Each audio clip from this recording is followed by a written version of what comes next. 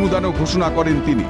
এলাকাগুলিতে জলস্ফীতি বেড়েছিল, সাধারণ মানুষ দুর্ভোগের শিকার হয়েছিলেন, ঠিক সেই এলাকায় এসে তিনি উপস্থিত হয়েছেন। একদম সরেজমিনে একদম সমস্ত পরিস্থিতি তিনি খতিয়ে দেখার জন্য তিনি একদম গ্রাউন্ড জিরোতে নেমে গিয়েছেন।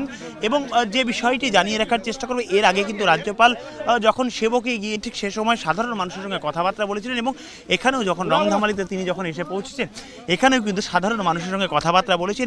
ये जो आप आके देखा है ना सर, ये हम लोग का ये बासी है जो बासिंदा है, हम आपको बहुत धन्यवाद देता है, आपको बहुत अच्छा हम लोग मान लेता है, ठीक है। There has been great suffering for the people. Many of them, as we can see in front of us, lost all their crops. It was to be harvested very soon. Now nothing is there. It's all under water. There's a lot of suffering.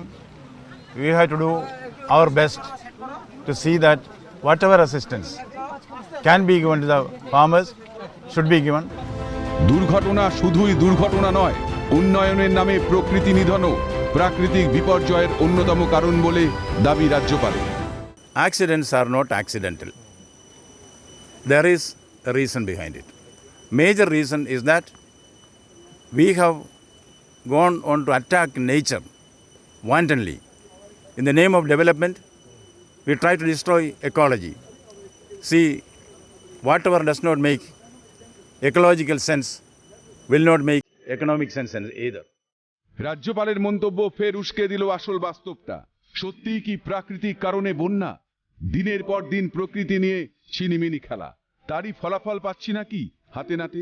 সমস্তটা শেষ হয়ে যাওয়ার পর হাহুতাশ করেই কাটবে ভবিষ্যৎ, নাকি অন্য কোনো পদক্ষেপ নেওয়া হবে সেটাও দেখার।